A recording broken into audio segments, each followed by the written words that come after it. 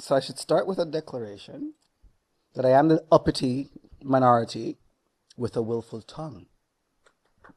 And if you know me, I am that nigga.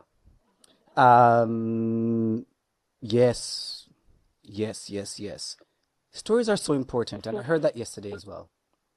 I heard yesterday that story, like the creative imagination comes from story. That was one of part of the keynote that Walter was talking about yesterday. And I can't help but being really emotional. Thank you, Pamela, for the courage to share some things that are also not so nice from the other side. And I think that takes a lot of courage, and I see that in many generations of your family's existence. And so, as we do say in Jamaica, it is a word that becomes a philosophy. Though it's ableist, it means a lot. Tanapayamala, which means to stand in your truth, which means to stand in what you know, in the conviction that you know to be true. And so I appreciate that you're still doing that and working that particular fight. I also want to honor, because it's what I do, that in these stories, Arsenio Andrade is a dear colleague, because you're the dean of the Faculty of Arts, a dear colleague that has his artistic practice transitioning from Cuba, a revolutionary space, to Jamaica before arriving at in his position at TMU in the dance department. Um, this is why I love the work that I do and why this panel is also resonating with me, because I think we're at a space where the erasure of these acronyms, these words are happening in society, but they actually shape and hold the story together. They are the story. So who are we in this moment? And what are the vulnerabilities that we as panelists and contributors can bring to the conversation in a world that still is stewing and cooking in inequalities is always been my concern. And given the work that I do also advocating nationally, I see it in those systems in the arts. I see it in the funding systems for which I advocate, who continues to marginalize and not fund the work of APOC artists. And it resonates with me differently as well, because I often walk in those spaces going, am I got tired, Fissimithius. Can't get me out of the race. And if you're familiar with that song, that is Bob Marley, and the song is called Bad Card, as in bad card. Which is what I feel that the work of equity, diversity, inclusivity, and access is getting right now. A really, really bad card. And it's being blanketed under these concepts of belonging, or we should talk about everybody in the same way, but we cannot speak about everybody in the same way, because everybody in this world is actually diverse in their ways. And so what are the ways in which we are amplifying this conversation around what after equity? So without getting too much into my thoughts, because I will stay there as an Aquarian. This panel is from EDI to what? The changing landscape of equity and inclusion in the arts. And it's hoping to talk about the act that happened before of checking boxes, of being in spaces, and talking about you're doing the work and what is happening now. What are some future thinking ways of thinking through, again, EDI within a decolonial framework? And I'm joined by artists, advocates, and colleagues I've known since my very first landing in high school. So my dearest friend, my dance partner for life, is also part of this panel. And that's Tamla Matthews at the end. So welcome, Tamla. All right, and then we have Darmini next to Tamla. And we have Nathaniel, who was actually is an artist and presented yesterday. And I will invite, going back to my right, for everyone to just tell it. I could read their bios. Their bios will be dropped in the chat. If you're online, they're in the program. I will invite everyone from Nathaniel back to Tamla to tell us about themselves, and then we'll just jump right in. Sure. Thank you. Can you hear me okay? Hello, my name is Nathaniel James. Pronouns are he or they interchangeably. I'm a mixed race theater maker and theater artist. I grew up in Vancouver on the unceded territory of the Squamish, the Musqueam, and the Tsleil-Waututh nations. And now I live here in Takaranto, where I'm really privileged to work and to play and to dream. I am coming to this panel bringing a lot of my perspectives as a facilitator.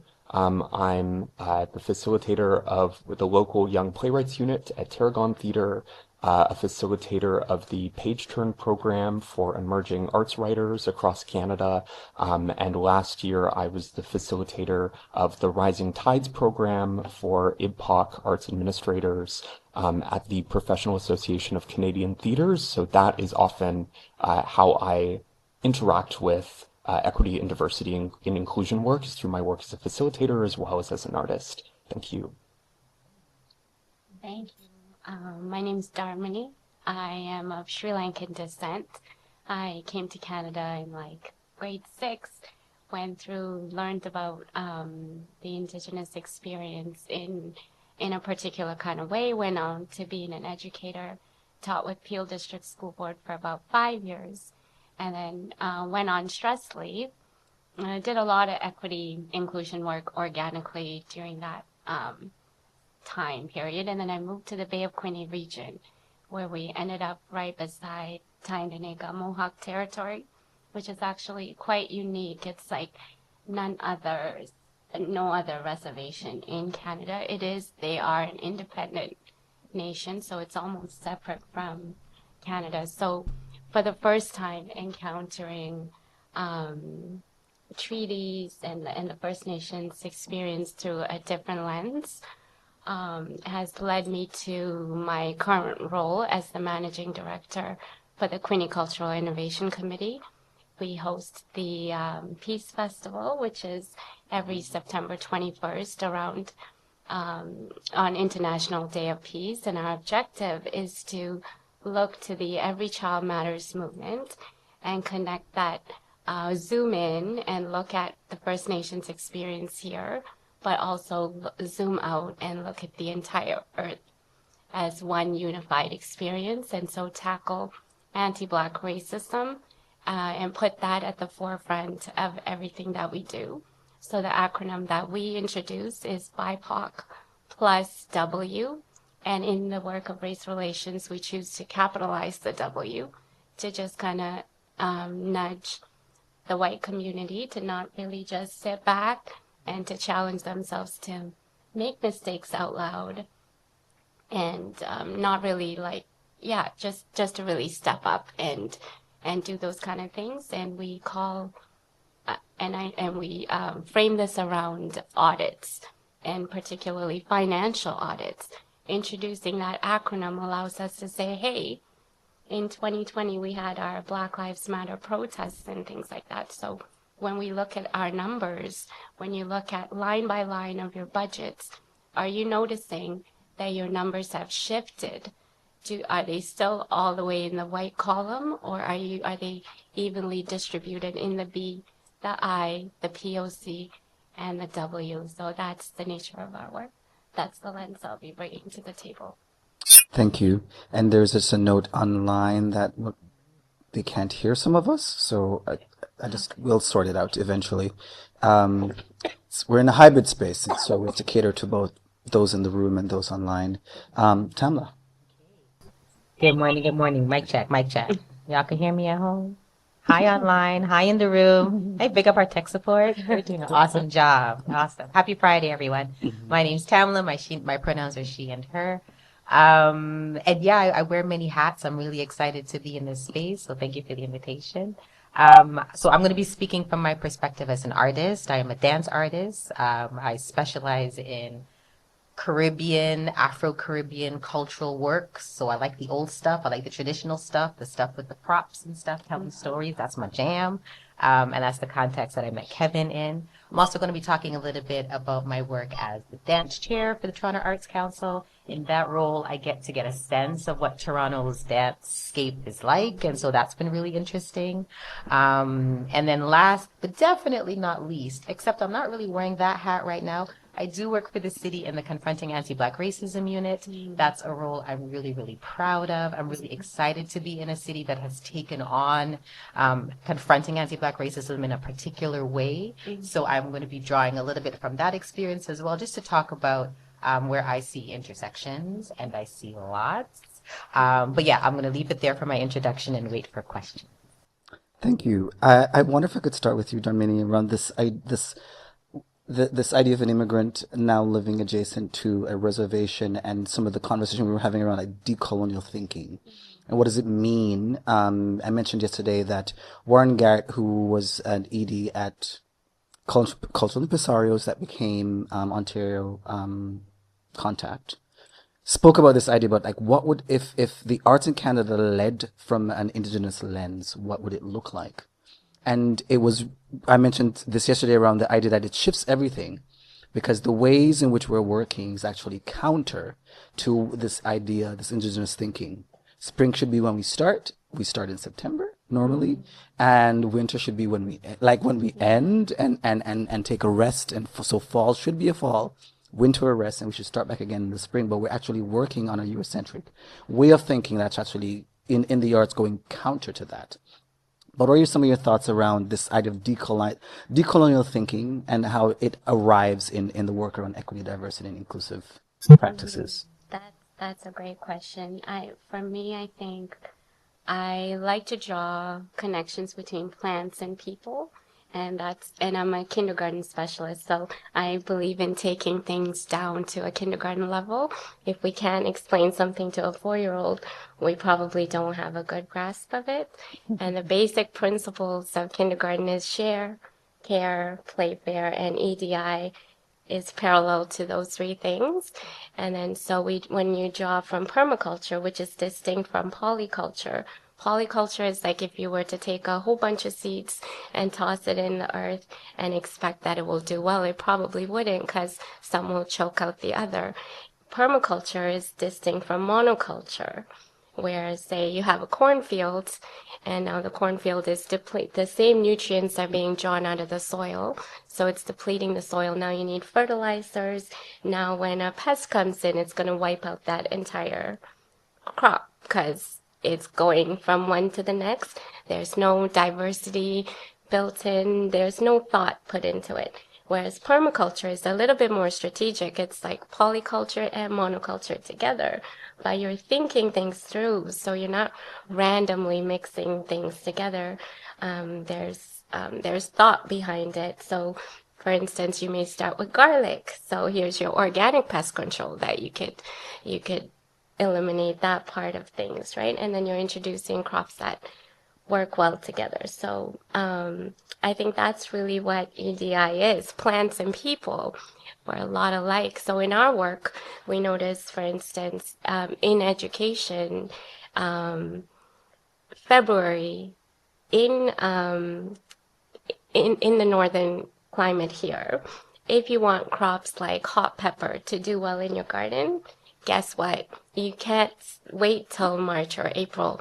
You do have to start them in February, and it needs extra care, extra warmth, extra so many things.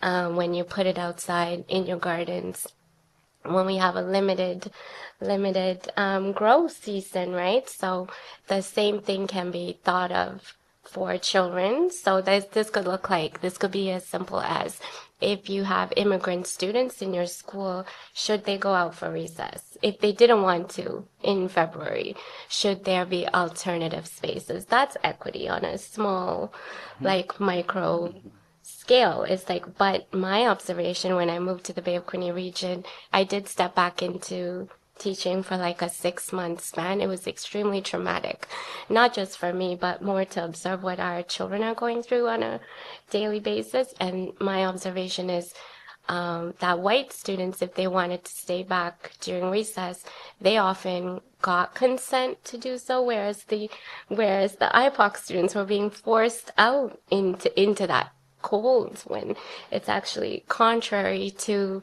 how their skin is made and how their body makeup is. You know what I mean? Did I answer your questions, or did I go all over the place? Probably went everywhere else. The journey you take is yours, and Okay. I think I enjoy that, starting with nature. Yeah. And I enjoy this idea around the specificity, right? And I think that's, we'll talk and ask you guys to talk about, like, what are you noticing right now? But I think what you're hinting at is this the specificity of actually how equity, diversity, inclusive frameworks should be addressed and should be thought about. It's not a blanketed thing, right? It's not you've done it all for everybody.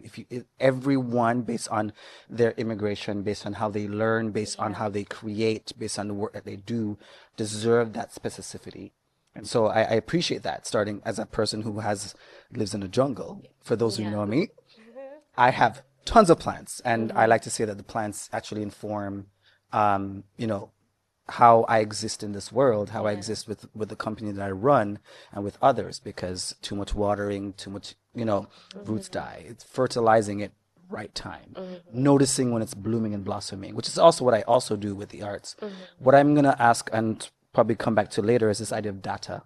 So the financial audit piece, and what is the Yeah. data saying about the Absolutely. work in equity, diverse, inclusive frameworks. But I'm curious about, Nathaniel, speaking about what you're noticing around EDI work in theater, and what are you seeing as some challenging things or successful things, and the murky things in between.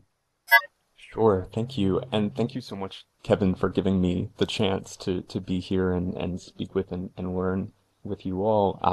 And Darmini, what you said about this metaphor of, starting starting a process uh, of cultivating early is really resonating with me, because I think what I've noticed in my own work as a facilitator is that when I started this work and didn't know anything, I really was coming, for instance, to a playwriting unit. I was coming to that saying, okay, I'm going to have a curriculum and we're going to learn how to write a play, and this is how we're going to learn how to write a play.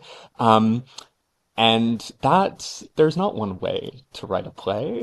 There's not one way to create a work of art, and different people of different lived experiences, of different coming from different avenues and different artistic backgrounds and different cultural backgrounds, need different things. And so what I found is that the most successful programs that I've been a part of, either as a facilitator or as an artist, have really prioritized each participant as an individual and said, what do you need? Not how can you fit into our idea of what this program can be, and how can you be, for example, like the model minority that performs well within this program that's been already planned from beginning to end, but how can we serve you and your goals, and how can we also serve your goals past the end of the program? How can we not say, okay, it's done, goodbye, good luck, but continue to nurture you and use this as a launch pad for the next amazing things that you're going to do?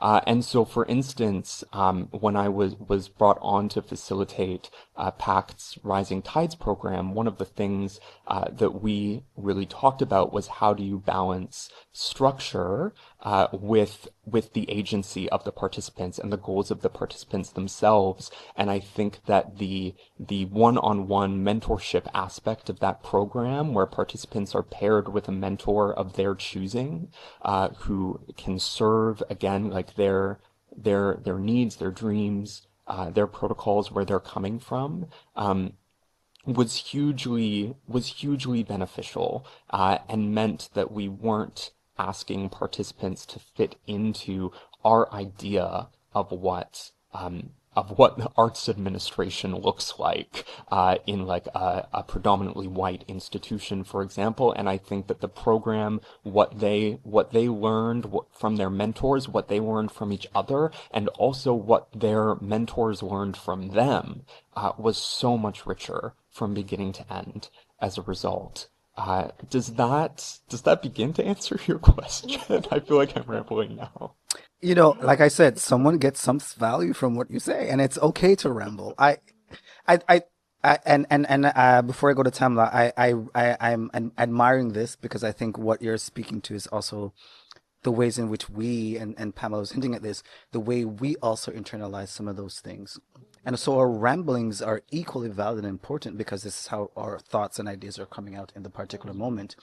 So I am also noting this conversation around like that in prioritizing, that is a diverse practice, right? Because you're actually prioritizing based on the needs of the artist, the applicant, the organization, rather than putting them all and say, no, this is what you're expected to do. You're actually saying, what do you need? And I'm also smiling because I think we see those impacts on racialized bodies and minor and bodies bodies who are been marginalized. And it's just as a curator of the festival, when I say to artists, look, you're being showcased. I can guarantee you all the artists go, what do I have to do? I don't care.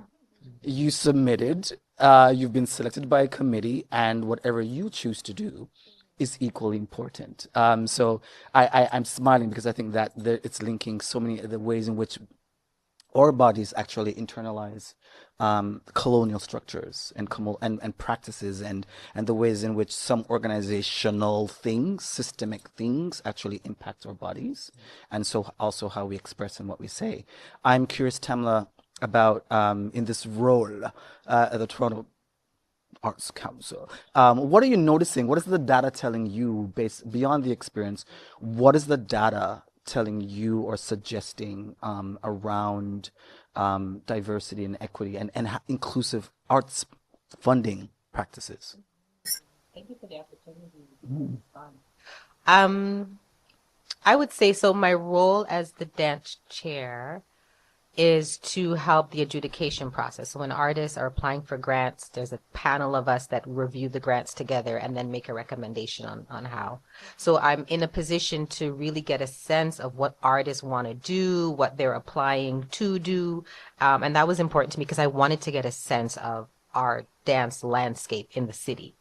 I was really curious about that. So I would say what I've taken away from this process is a bunch of things. There's a willingness to do this work. And in some ways, I kind of resent this EDI umbrella because I feel like we've been doing this and living this way before this term came along. And then suddenly everything that we've been doing gets put under this umbrella, and then we're sort of defined by this new lens that emerged yesterday. So I'm still struggling with that internally. But I think it's a really interesting opportunity to see that some people have always been doing the work and are proud to do the work and are just now relanguaging what they do to fit today's new language.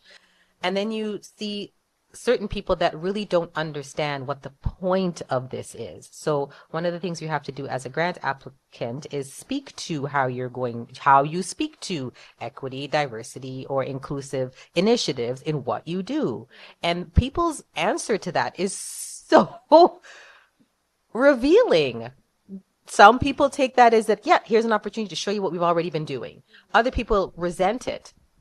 We don't like the boxes. Folks in our organization don't like labels. And so if it's okay with you, we'd rather not reflect or report on the diversity because, we just don't subscribe to that. So there's that narrative that happens with certain people. And then there are people that are trying, that are saying, hey, we're not quite sure, but this is how we do it, and we're open to learning more. So I think that is what the data is telling me, is that we all have different approaches to it. By and large, I would say people are interested in this work. People want to be inclusive. People want to be diverse. People, I feel that in the core of my spirit that people really do want to do this work. I think when you deal with systems and institutions and finances and limited resources, and I think that's where stuff starts to get a little unclear. But I think the intention from most people is to be inclusive. I also, as I was listening to my brilliant co-panelists speak, was thinking about the irony. Well, I think it's ironic, but our city motto is diversity is our strength. And up until I started working there, I really didn't take in what that meant. But in my job, in training and development specifically, I really had to embody and internalize, what does it mean when you tell a city, our motto is diversity is our strength? What does that tell you? So for me, it empowers me. It gave me fire and fuel that every time this work gets hard, because it does, I remind myself, no, no, no, we are in a city where we say diversity is the thing that makes us strong. So I try to draw from that. I'm not sure if that connects to what the data is saying, but I know for me, it keeps me sort of focused on this idea because I believe it's true. And I think it connects to this permaculture idea that, yeah, a diverse ecosystem is a healthy ecosystem, and that's going to survive. So I think of that in terms of people as well, and especially in terms of our city. Thank you. Thank you. I'm going to be the devil's advocate. And so, if diversity is our city and we are in a country that promotes this understanding of diversity, are there experiences you have where you're bumping up against systems that actually doesn't understand this importance, that are somewhat, it's an impediment for the arts, for organization in the arts? What are some of those stories? Have you heard those particular stories? Because I do believe, I mean, I'm from the Caribbean. Who could be more diverse? But we don't question those things, right? We don't question those things. So I'm being, yeah, I'm being facetious and I'm being devil's advocate because I think it may be a mantra, but it's not being actualized. And so, are there experiences, before we go talk about solutions to those particular things that you may have, are there experiences that you have encountered that impacts on this particular mantra of diversity is the thing for us to move forward? I mean, I could start. So, I mean, a classic example is I've often said to many, I like you, role at the TAC, and I was in the dance committee as well, and also the committee engaged arts practice committee. We've done many sort of jury work nationally, and I'm often saying the same things. I've now said to Canada Council, probably don't have me come back anymore because I'm advocating for you with the government for this particular perspective of like there needs to be more black representation of dance companies across the world, across the country, and or more IPOC artists that are at the spaces of either operating funding, grant funding, touring funding. And so I'm bumping up against systems who have these things, where sometimes I remember I was in conflict once based on a decision made, and someone sent me the equity statements, and I was just like, are you serious? I work for Sapamo. These blanketed statements don't make sense. I'm looking for the specificity in my permaculture. These things, these things, these things, these things. Right? So I'm putting that out there because I don't think it's all good.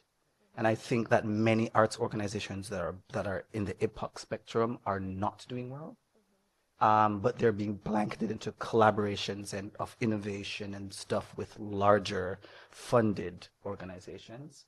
So are there any of those particular challenges that you know about or want to bring into the space? Because that's also important. And then we could talk about some possible solutions to those things. I'll start off just by referencing that yes, there are definite challenges to that. My focus in a lot of my work is on the system. So looking at the system, and these systems weren't necessarily designed with us in mind. And these systems actually do exactly what they're designed to do. And so disrupting a system is long game. It's a long game.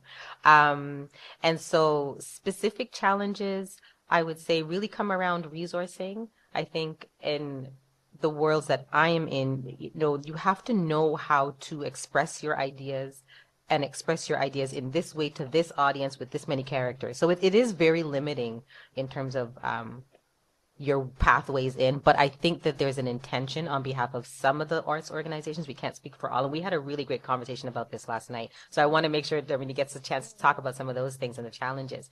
But I think because arts organizations are held to mandates, it's a little bit easier to sort of see alignment or see misalignment.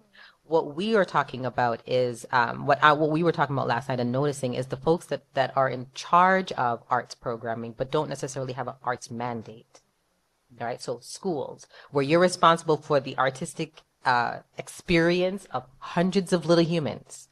You're not an arts organization, but you are definitely in control of their exposure to the arts for a significant part of their life.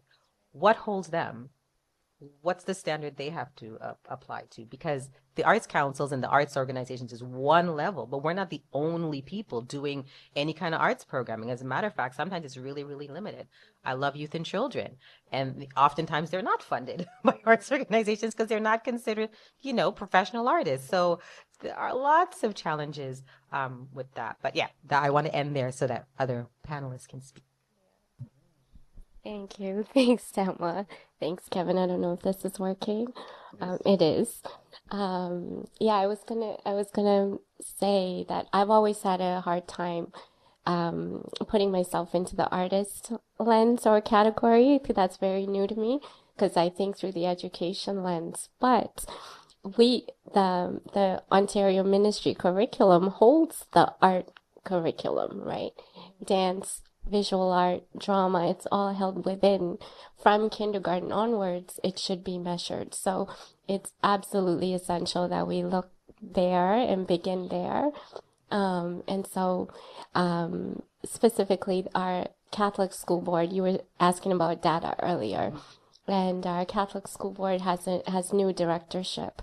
And with the new directorship, they've started publicly posting their budgets of how their funds have been spent.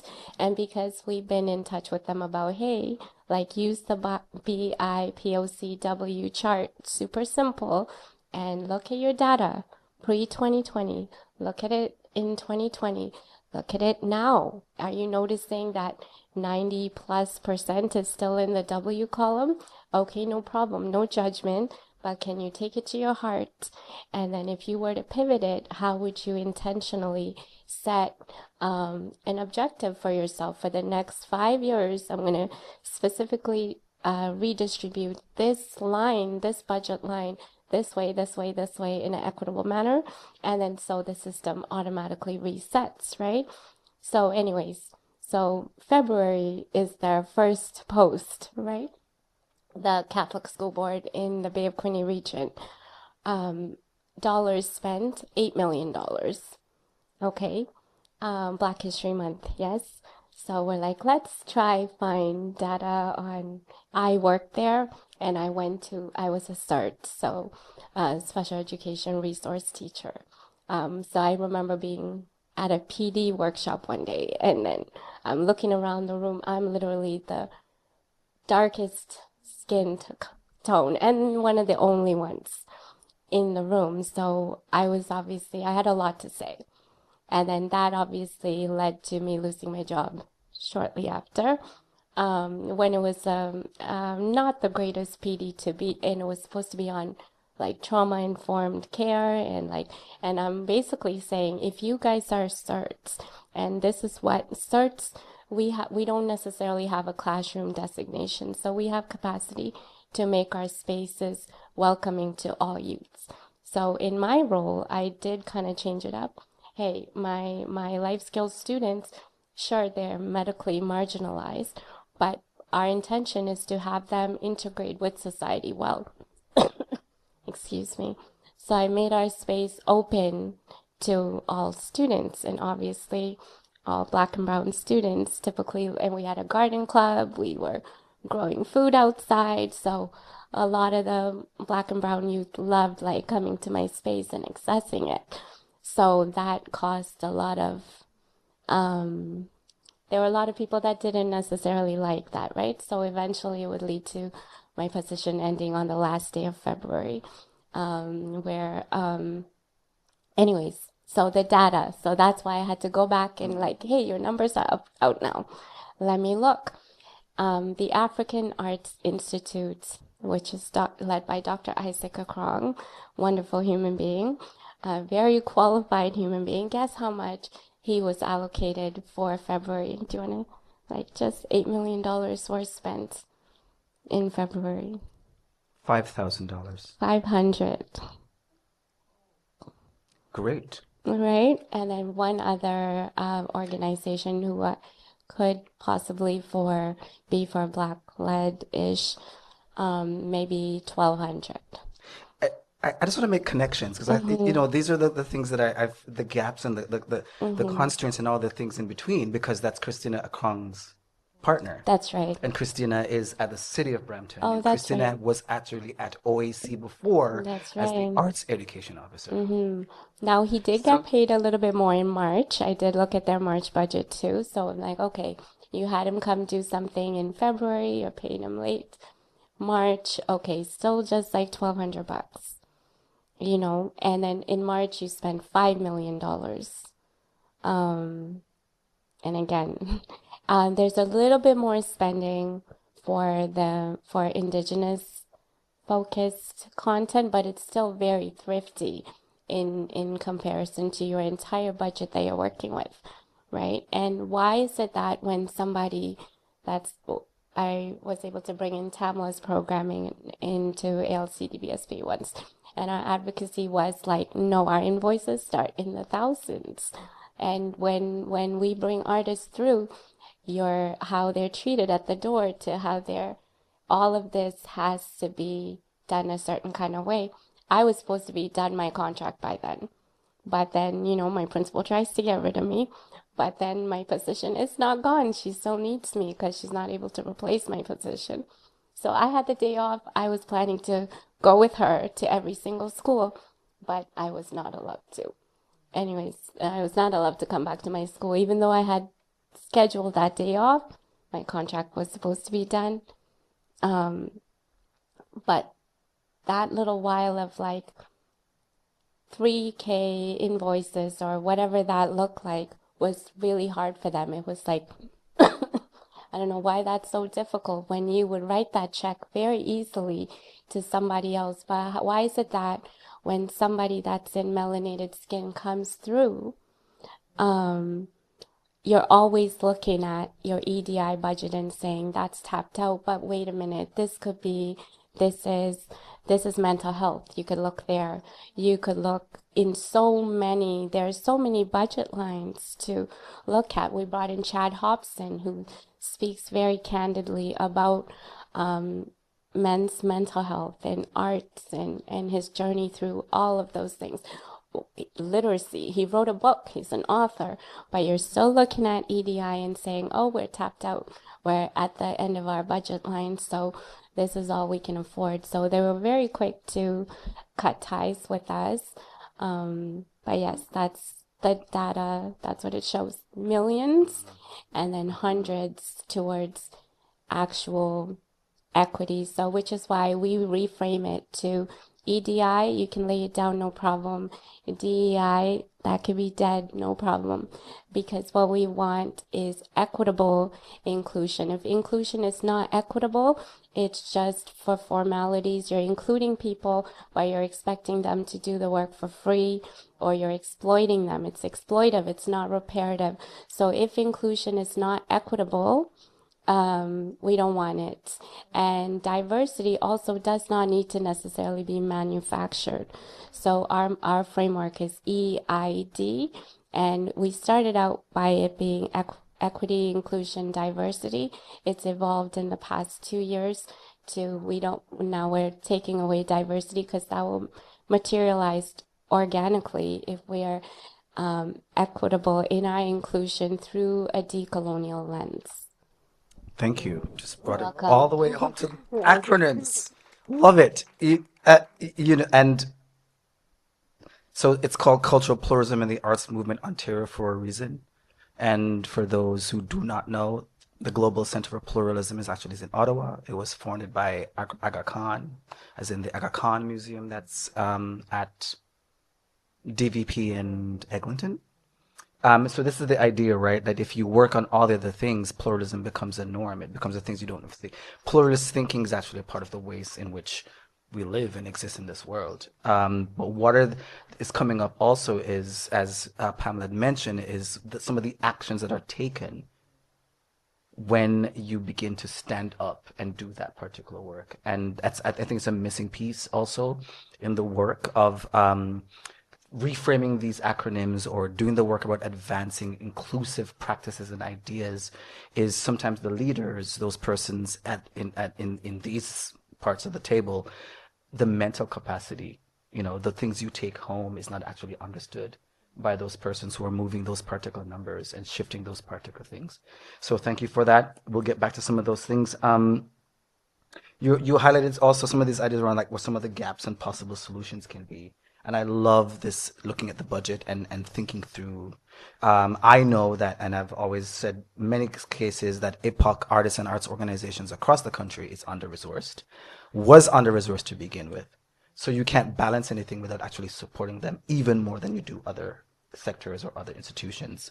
And then you could begin to look at the artistic sector. Which one gets most funding, has the most run? Dance is at the bottom of the... You may get 2 shows. You may get 3 shows.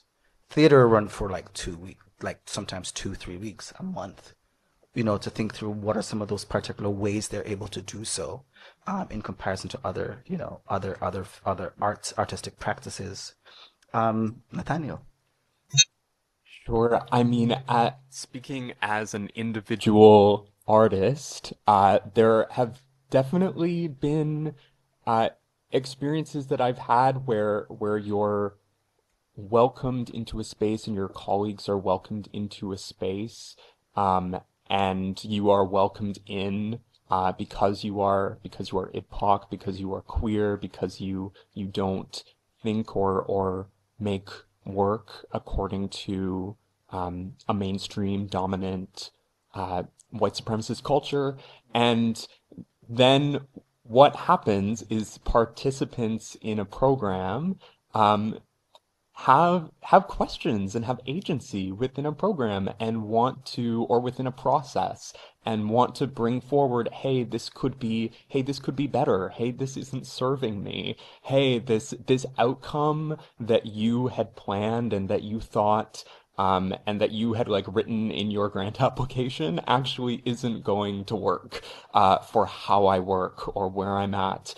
And so one thing that I just wish for in every avenue of theater is for us to slow down and have more flexibility and to take the pause. And even if you have created this detailed program or detailed process, or even if you think, oh, like this process that these artists are asking for isn't going to work because of my budget or because of the number of the way that I've organized my season or the number of hours that are available, like instead of reflexively out of fear, or vulnerability, pushing those questions away, let's sit with those questions, and let's figure out how do you actually work with the requests, for instance, for specific protocols or ceremony that an Indigenous arts collective is bringing to you, for instance, or how do you work with the different vision that a queer or trans artist or a neurodivergent or mad artist might be trying to bring forward to your organization. And something else that strikes me is just how many avenues within the theater sector, like it's not like we spend a lot of time, I think, talking about equity, diversity, and inclusion with regards to the people on stage. And it's also the people backstage, and it's also the people writing the work, and it's also the people reviewing the work. Like, for instance, for how many years the dominant critical voice that is assessing theater in newspapers, in whatever mainstream publications has been a white, university educated, cis male voice and perspective that comes from this very colonial position of like, I am the objective, all-knowing, all-seeing voice, and that cannot adequately respond to work created by BIPOC artists, by disabled artists, by queer and trans artists, by artists of many different intersections. And so, for instance, with this page turn program created by Karen Fricker and New World Theater that I co-facilitate with Jose Solis, an amazing arts writer and critic, one of the goals is to create and give a platform to a new generation of largely BIPOC arts writers who are not approaching work from this white colonial supremacist falsely omniscient perspective, and who can bring like cultural literacy in many cases that other critics might have, a cultural specificity, a lived experience, and also just different ways of writing and thinking about art. And so that's something I think about a lot, is how we can't just spotlight one area of a sector or prioritize one area of a sector. It has to be all these pieces working together. End of thought. Thank you. Yeah. Thank you. You're highlighting something that's really interesting to me around this idea of solution thinking about like embedding equitable, inclusive criticality throughout the organization, not just, in spaces of performance, not just in the mid-range stages of an organized, but throughout the entire organization, from the board all the way down to, all the aspects. And I think that's a piece that I enjoy doing with SAPAMO in our SAPAMO POC, so Pluralism for Organizational Change program, is really looking at the entire organization and suggesting that you're thinking equitably and as diversely as possible, even in your programming, in your program offering. Some theaters you go, you can't take food into it. You can't take drinks, and you're just like, how do we support the future theater goers that are also engaging differently? They're online, they're on their apps, and you're saying, no, you come in, you can't take, don't record. And you're like, how about we educate about the diverse ways of thinking inclusively? Maybe say record for 30 seconds. That's the copyright law sort of thing. And so I won't get, and post and tag out and tag the organization. I think there's many ways to think through those particular pieces of how artists and people want to engage with the arts. And I think that's one of the missing pieces for me in sort of the Canadian arts ecology right now, right? It's missing that. It's still working the very historical colonial way of thinking about also who comes to the theater, who experiences it. And it's not actually responsive to the new demographics, the new needs. So thank you for hitting that piece as well. Can you share, where possible, one example of something along the spectrum of EDI, inclusive frameworks, that's of an experience that was really meaningful for you? You'd be like, yes. And I'm actually going to borrow a little bit from Darmini's experience. I'm trying to think how I want to frame this. One of the things that I've been really excited about has been ways to fight back. Can't say that any nicer. I like to fight. I want to fight back. I want to find interesting ways of fighting back. And so one of the things that I really appreciate is an ongoing conversation, and having an awesome friend helps. As Darmini has been growing her relationship with the Mohawk people, she's been teaching me the things that she's learning. And one of the things I thought was so interesting is these are the warriors, right? Like growing up, Canadian born, going to school, we would hear about different Indigenous communities. I didn't have a lot of lived experience in terms of my personal connection. So it was always things I consumed from other people. So I really appreciate being able to learn as an adult, from like real relationships. And so this idea of the Mohawk people being a warrior people, I was like, oh, I always thought of it as like physical. Like physically, if you got them out there, yeah, you're going to get a run for your money. What I didn't think about was strategic. These are folks that know how to fight. how to fight systems in a particular way. So I won't give away too much of the details, but just to say, learning from other folks who've interacted with these systems and have their own victory stories and needing to excavate the victory stories, because we know who gets to tell the story, right? Especially in this part of the world, that we will get a particular lens or particular view of these stories where, European colonizer folks interacted with indigenous populations. We're going to get one version of how that went down. But guess what? Indigenous people have their own versions of how that went down. So that's been really exciting to me, and it's given me a lot of energy in terms of how to think about fighting systems and who knows and who has success stories that we could learn from. So one of the questions I was really excited to answer today, because we was practicing last night, was just about, okay, what next? Like EDI, what after? And I was like, okay, so what next? We rest, we get strategic, we fight each other's fights, right? We fight for each other when we're not in the room. So I want to be able to speak about indigenous worldviews, even if I'm the only Black person in the room and there are no other identifiable. I want to be able to represent that at the table when I can. Authentic voice, respecting people's experience, all the things. But just to be able to say, to find co-conspirators and co-advocates when you're not in the room. That's the part for me that's new. When you're not in the room, right? Without being the savior or, like I said, taking over someone's experience, but just being able to say, no, I'm standing in solidarity with this fight, these people, this perspective. And they're not here right now, but I am. So that for me is like I said, for me, this EDI thing came way after we were already doing the work. So it's just been about aligning with this new concept or new idea or new approach. But we're going to continue. We're going to be strategic. We're going to go underground if we have to. I'm grateful that I come from a line of peoples and cultures that know how to fight. We've been doing this. Okay, we have been through how many waves of this, and we know what it is at this time is to get strategic. Get strategic, rest, plan for the next, get the youth involved, make sure, and we will be just fine. Them young people are on fire. So, right? So they give me energy as well. So these are some of the things after EDI, we're coming again. We're just strategizing in the back. And sometimes the revolution is not televised. Sometimes it's very quiet. And I'm going back to that. So, end of thought. End of thought. I don't think so. Any other thoughts from anyone else? I'll jump in.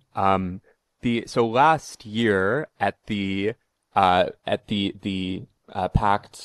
conference that happened in Halifax, the Black Pledge organization led a workshop, and they're an incredible organization that is uplifting Black artists and performers across Canada, Afro-diasporic artists, performing artists across Canada, and they led this incredible workshop where, as part of it, one of the things that they asked us to do was to give people their flowers and to we were putting a bunch of Post-it notes up in different sections of the room, and one section of the room was entirely devoted to write someone's name on a Post-it note who has made a difference as a Black artist, who has uplifted, who has paved the way in Canadian theater on this land, and put up there, and Walter Borden's name was on a Post-it note in that room.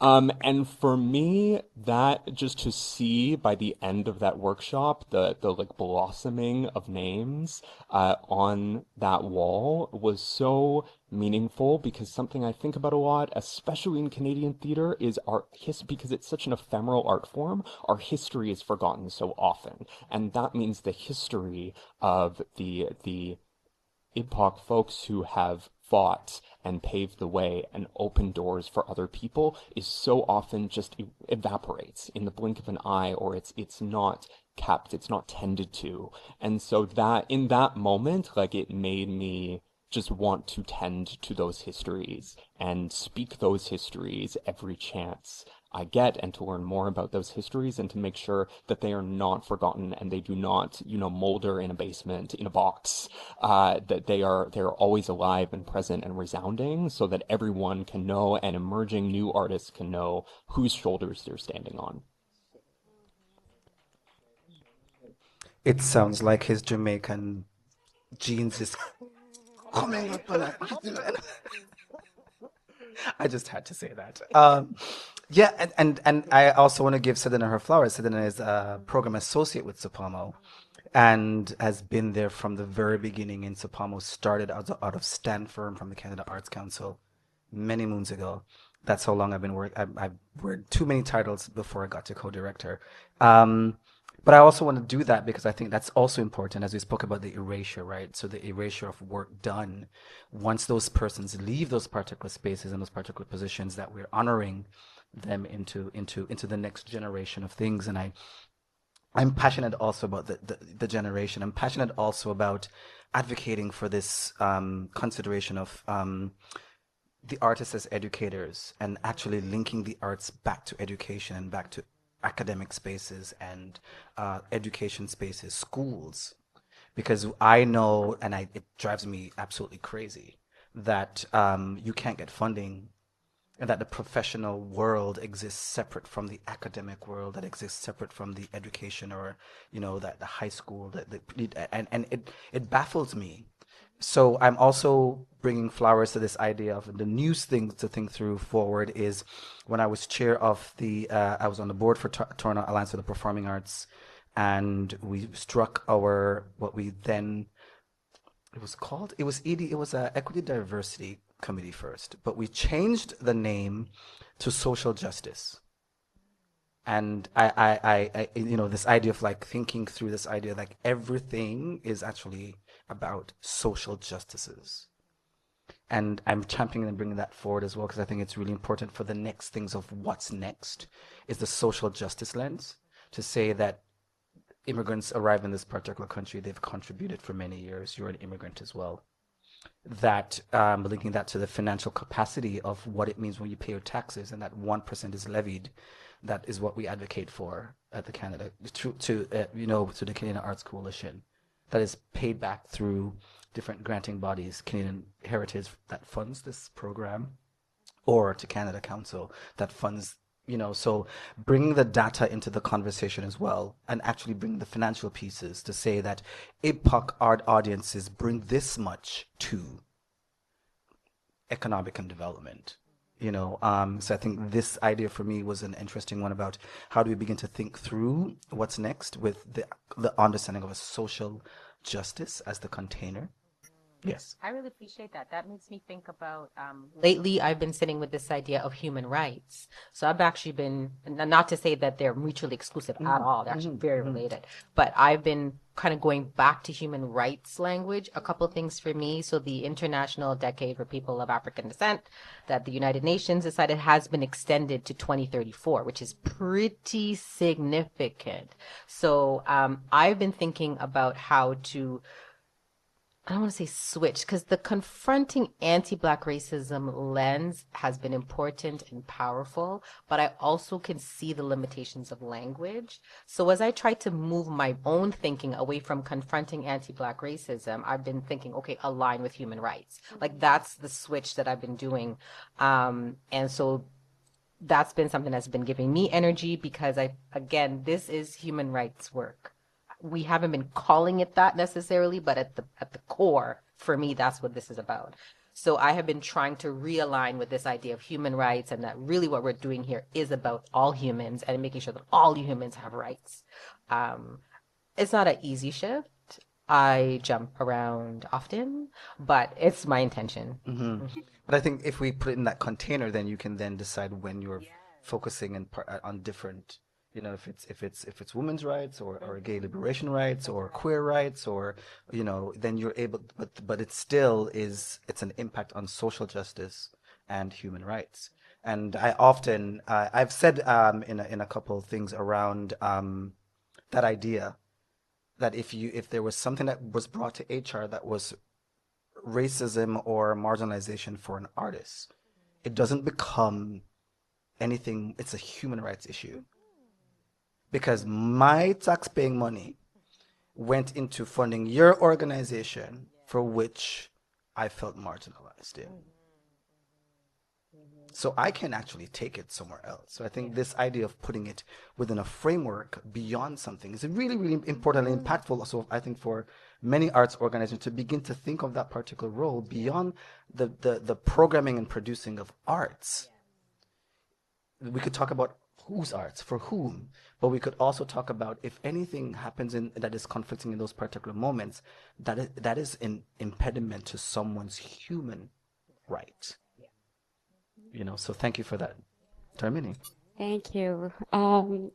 Everything resonates really, really well. What I wanted to say in connecting to what we were talking about on the way is being like a model minority, just like our keynote was saying earlier, we get caught up with the I'm sorry kind of playing defense all the time, where it becomes very easy for people to frame you as like, what's the word? What would you say?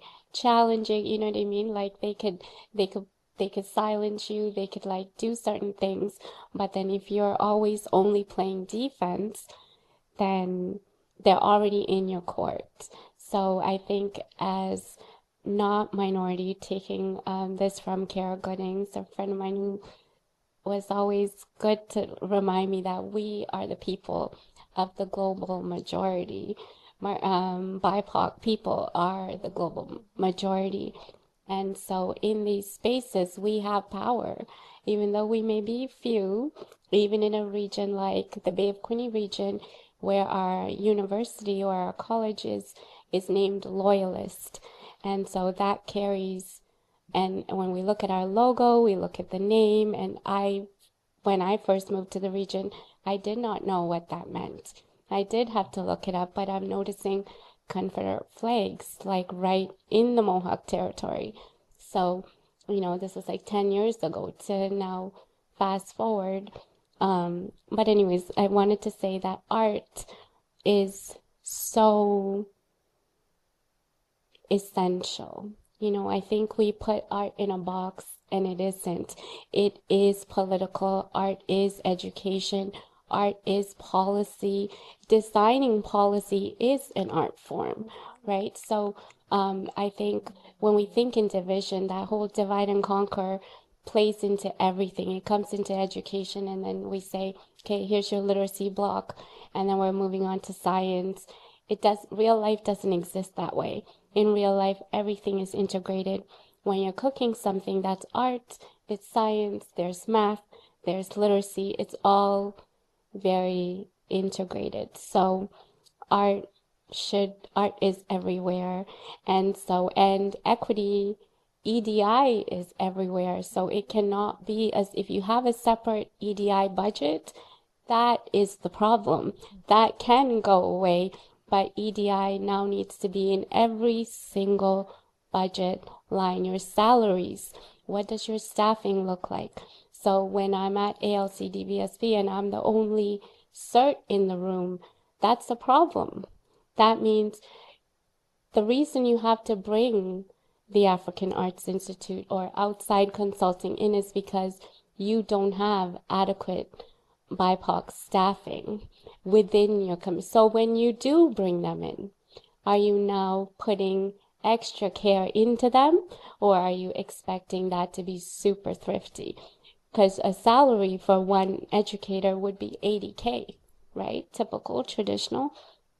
So how does that translate to $500? You know what I mean? We did an Allyship 101 in 2022, and the UN chapter, the local UN chapter of the Bay of Quinte region, stepped up and they're like, we'll cover honorariums. Okay, awesome. And how much do you think the honorariums were?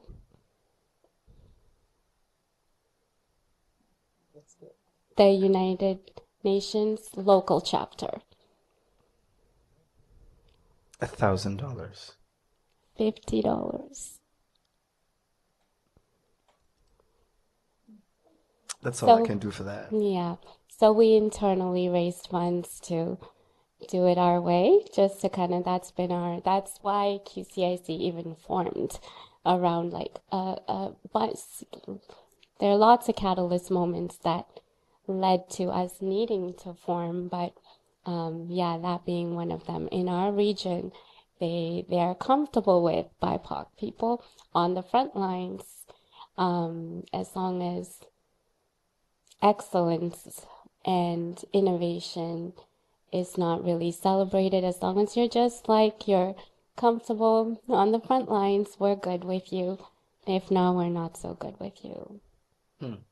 That's interesting. So again, the conversation around under-resourcing or under-paying is very evident. Could we open up to the audience for questions? Yeah. Is there any questions from anybody? Any comments? Any thoughts? How's, Carmen?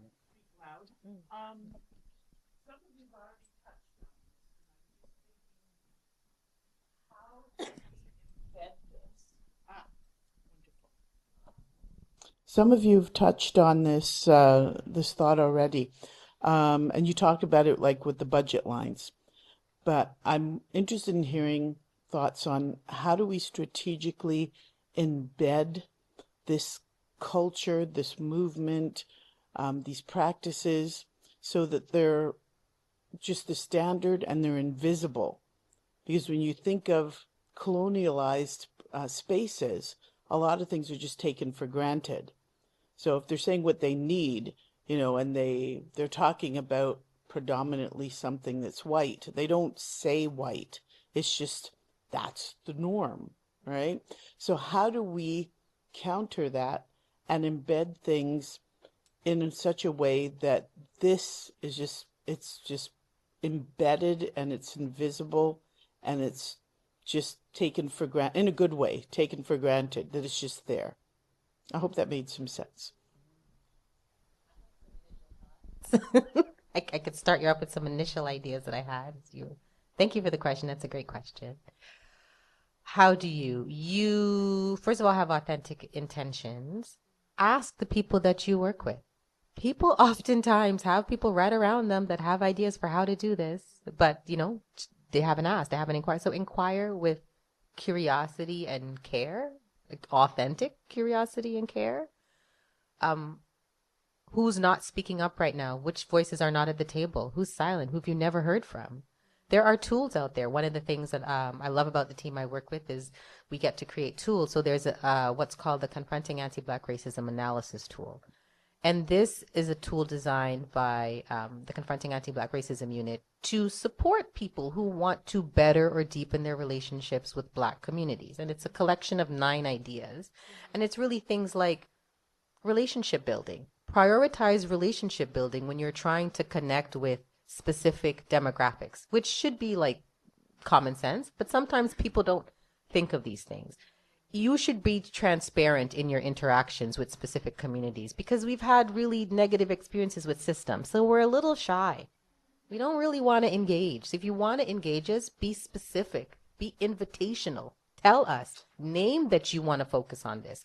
Put this in your policies and then go through and make sure it's actually happening in your programming, in your staffing. If you say you believe in diversity, shouldn't we be able to go on your website and see evidence of this? Shouldn't we be able to go to some of your programming and see evidence of this thing you hold dear that you're letting us know that's important to you? So again, my challenge with a lot of this stuff is that it's common sense. I don't even know if it's okay to say that, but I feel like if you have real intention to engage someone meaningfully, you're going to ask, you're going to inquire, you're going to follow up, you're going to do these things. I think the challenge is when we're saying it's important, but the reality is that it isn't, or we just want to make it look like it's important to us, but it really isn't. So I think that's where it is. But I think short answer, like be authentic in that in intention. It's a long game. Know that it's a long game, that you're not going to turn this around in one fiscal year. You're going to need some time, but you're going to need to dedicate resources, track it, document it, do all the things you do when you're trying to make something go right. All that authentic investment is what we need. But I'm going to leave some space for other people. End of thought. I just want that I think that authentic investment is super important, and that actually led to, again, the Social Justice Committee at TAPA. I'm no longer on the board, but also the changing of the DORA awards, so being non-gendered. So I think some of those things are again, those investments, right? And that, as you say, it has to happen over time. It's incremental change. I was going to say overcoming fear. Sorry. I think there's a lot of fear in in in systems, in colonial systems, that if funds are redistributed, that power will be lost. And when funds are redistributed, everybody benefits. Every child benefits, right? It's not like like I use Bay of Quinte region because I'm there right now, and it is like where like I think total BIPOC population, including Tyendinaga Mohawk territory, is like we're 5%. So it's 95% loyalist for the most part. And so there's a lot of fear with like if funds are redistributed, what's that going to look like? It's going to benefit all youths. It's going to benefit the entire community, because when the white children see Black, Indigenous, POC, racialized people leading things, and are not always fed the narrative that it's associated with poverty, or that the story didn't begin with enslavement, the story didn't begin with capture, that there's like other narratives of like royalty and strength and resilience and innovation. Everybody benefits, because when we look at our local white community, there's a lot of homelessness, there's a lot of dependence on drugs, there's a lot of really it's a lack of resilience, and there's a lot of like brokenness and broken spirits and dependence on the system. So I think that particular community can greatly benefit from seeing how the Black and brown people that come into that region, how they are not dependent on the system the same way. They work that much harder, and yet like gets so, when there was a podcast I was going to, and I had picked up a homeless poster on the way at a Starbucks, and I get there, and the podcast host was like almost the exact same like white male that I saw on the poster was like the podcast person. So I'm just like, this human being that's on this poster could be you. You know what I mean? Because if I or her or you, we look exactly like that, then for what we do, we would be in a very different place. So I think if that population can draw from that resilience, and it really takes laying down fear and saying, hey, let me write this check and read it. It's not that hard, and we think they can do it. Municipalities can do it, school boards can do it. Just redistribute assets. You don't have to do it forever. Do it, set up a 10-year plan, and things are just going to organically balance out.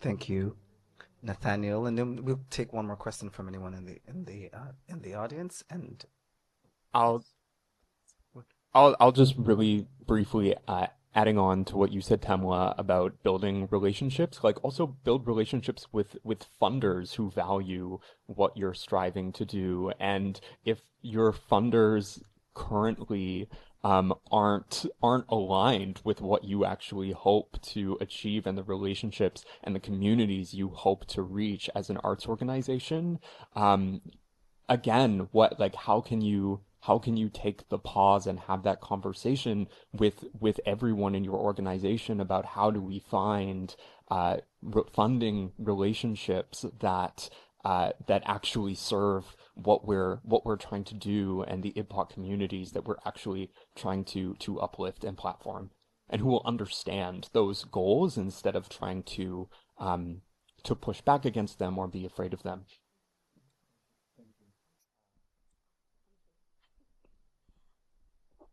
Yes, thank you to the panels for your very insightful and inspiring discussion.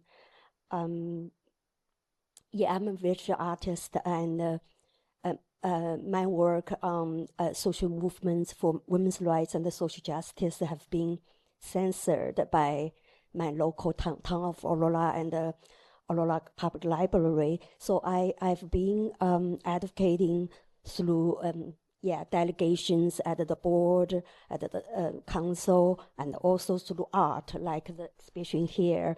It's called Reviewing the Structure, Censorship and Discrimination.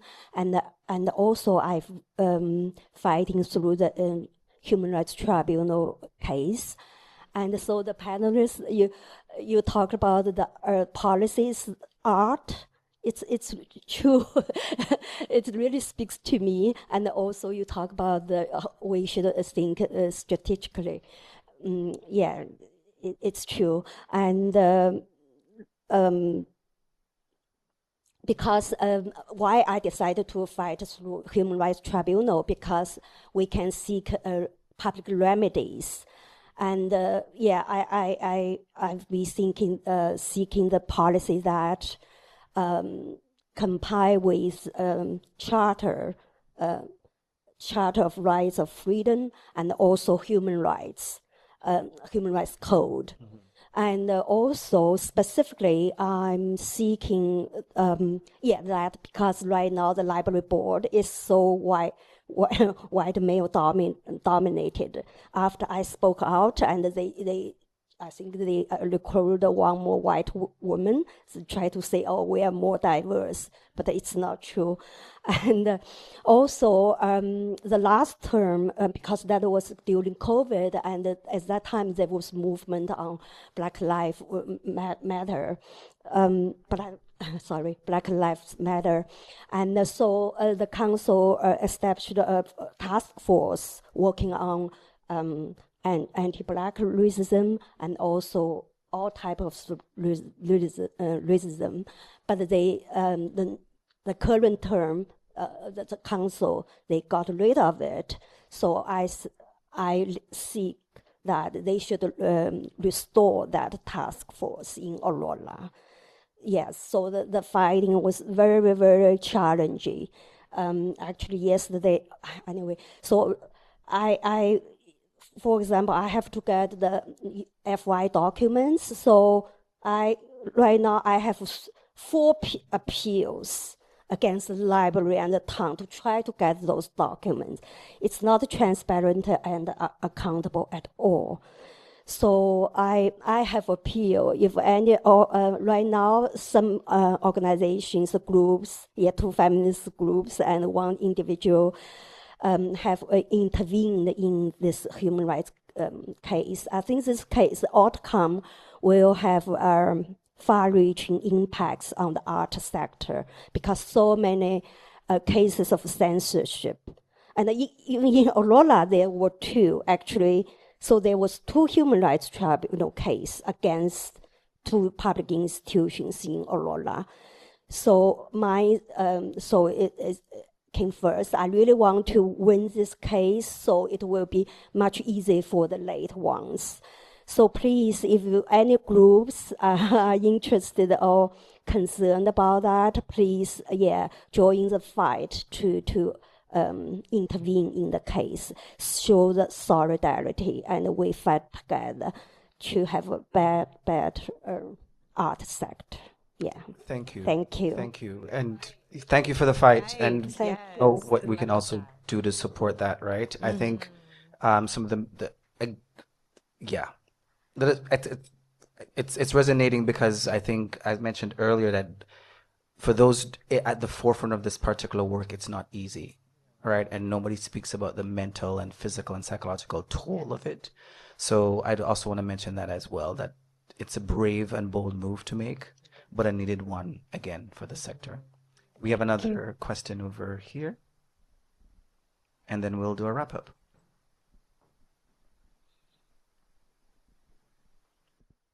Hi, everybody. This has been a really great panel, so I just wanted to say I'm enjoying it very much. My question has to do with ABIPOC management and workforce hiring. Not to get into too much of my own experience about it, but I want to be specific here. How can we highlight the need for ABIPOC evidence on management teams and other areas of our workforce and sector? I think intention is always the first step, and it is the seed, but action is the act of our desires and our intentions. And without that evidence, it's hard for me to not believe it, right? I'll be honest with you, in many organizations I've worked for and consult for and do personalized work with, I'm often the only woman of color, you know? And that can be like a really strange moment of I'm I'm 10 years into my career now. I'm a different type of administrator. So there's a lot of performing I do as a means of strategy so I can get what I want, right? And that is, I think, the experience of many, many colored women in administration or in management or in leadership or in any position where there's policy and decision making. So I'm curious, sort of, from your perspectives, like how can we continue to integrate this into the actual leadership and decision making of our sector, bringing people of color, bringing people of diversity that have a plethora of experience, and that can shape the conversation we're talking about, right?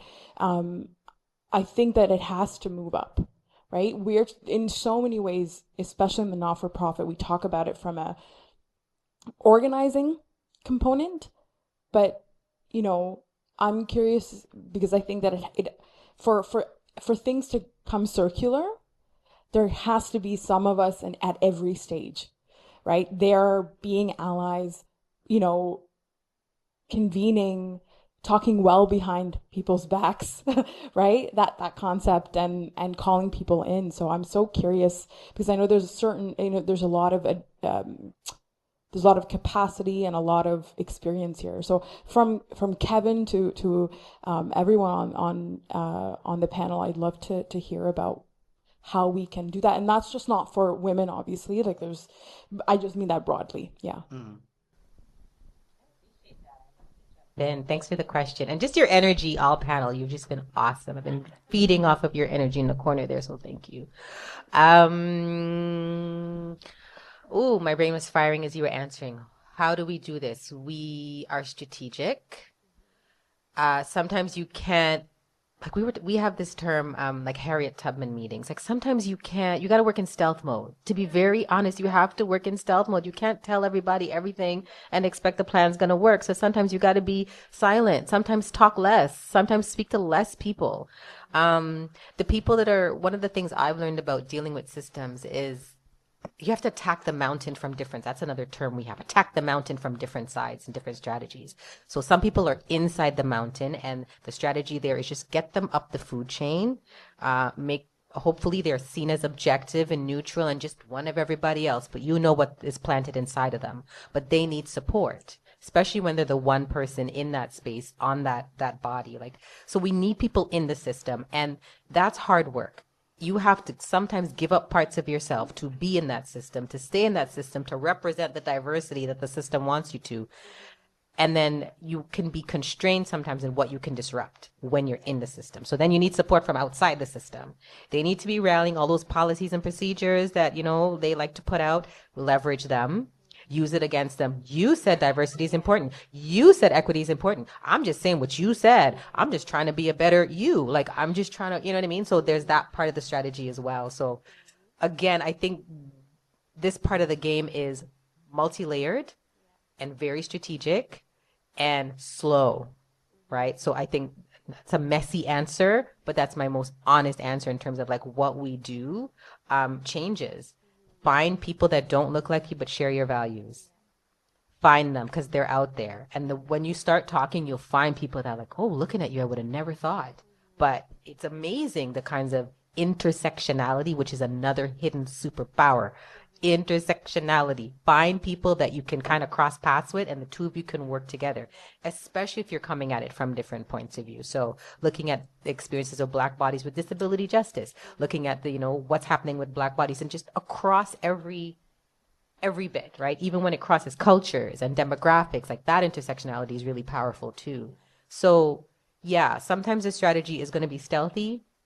You can't really plan it all out on paper, this step. That's very colonial. That's not how we do it guerrilla style. You know what I mean? It's messy out here. But I think the intention, and finding those like fires is that keeps you going. Yeah. I love that very much. I love the question. Um, I would say being fearless and always going back to what she said, pull up their policy, pull up their procedures, and ask them the question, are these being practiced? And then look for what Kevin was saying, data. Pull up your data, ask them again and again. Don't stop. Just being persistent in that way, playing offense, not regularly, but just enough to always it's when we're trying to correct flawed systems, it has to be surgical. So when you're going to go cut up something that doesn't fit, you have to be able to cut it up, but quickly offer something reparative so somebody doesn't bleed all over the system, right? So you want to be like, hey, we're noticing there's data gaps here. Like you're saying this, but it's not matched. But here's the solution. We have the team. We can support you with this. You have this written in your strategic priorities, but it's not really reflected in your practices. So wait, here's our solution. We again have the team to support you. So setting up those outside structures and also seeing that you're a POC through a POC lens. Whenever I find that I'm the only one, I also always think to who else is not represented. Right, so advocating to create more seats for people that aren't there, who isn't heard, and bringing those people in, and never really just being persistent and knowing that justice wins in the end. We know we won already, so when we fight from that position of victory, I think we win. I love that. And to add to that, speaking from a mentor position, find the opportunities, create the opportunities to get people in the rooms, because so often I feel like such a common refrain is like, oh, we just can't find anyone. We don't know where they are. So put that, and I'm like, they're right here. So put that, so find every opportunity, whether it's inviting an emerging colleague to attend this event with you, or getting someone's name into a conversation to gesture to what you two have both been saying. How can you get a name, a person, a community into a room through a mentorship program, through conversation, through a recommendation, to just build that visibility and that power. Wow. All right. I'm gonna weave it back together. I was on the board at Prologue when we have a long working relationship together. So I'll start here. The dish with one spoon, have only one spoon. So for me, the dish is the network. Whom else is in that dish that may share the same likelihood of things? And if there's something that's not happening, like someone is eating too much from that one dish, I consider that to be the policies, and the policies must go into action. So if you have a white paper on HR around ABCD, I'm the one who'd be like, but this is not adding up to the actions that I see from what I hear in the sector or in the community. And I do believe with the data piece as well. What's also important for me is not saying sorry. I know I have a thought and an idea that is equally important as yours and is valid. Do you understand the impact of said actions historically over time on my body? So the idea of Tanapaya Mala resonates through my soul because me not care what you say behind my back. Say it in front of my face, and then we can actually address it, and I can unpack it with every single thing, the human rights code, the things, the network. I can reach out to persons and actually build this thing that actually advances what is the next capacity for the work that we do into a social justice framework. And so I'm wrapping up the panel as well through these particular thoughts, because I think that's the most important point to make. It's the same one I make when I say If you're going to fund, you need to fund equitably because that is the tax-paying dollars for everyone, and they do not all look like you. And if you're looking at this particular thing around how you speak about my work, where does my work go? Understand that it cannot be anything but where it needs to go based on what myself as a creator and advocate has deemed it to be. It doesn't make it not valid. It doesn't make the organization less valid because we're continuing to do this particular work that is around not just equity, diversity, inclusivity, but a social justice framework, and one that realigns what inclusivity can be. I want to say thank you. Fortify your souls for the fight. Find the space where nature makes a difference in it. Find the space where breath and life and sunshine also happens in it. Plant something. Plant a seed with another colleague that's at the festival and conference here today. And through your networks in that particular bowl, make it grow. Thank you, everybody, for coming out to this. Hopefully, and online as well. There were no questions or thing to me to respond online, but there's a question in the chat. Oh, did I miss that? I was wondering. We'll take this one question because I want to honor the online space as well, if you don't mind. Hopefully, we'll buffer it through the break that we'll not have or have later. Look here. It is an epoch festival, like I've said yesterday. We're going to do it, or we do it. You've been given a time frame. You might call it schedule. It might need to shift. The question is, I wonder what strategy I might be able to take to invite conversations and accountability when I see minority peers who made a big mistake and tried to play along the mistake with a compromised integrity so that they could uphold the institution and the status quo. Ooh, the gatekeeper conversation.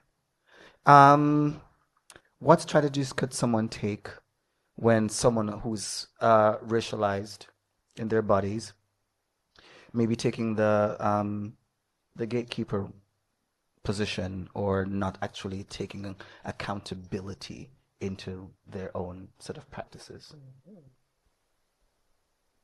We have a term called skin folk and kinfolk. Not all skin folk are kinfolk.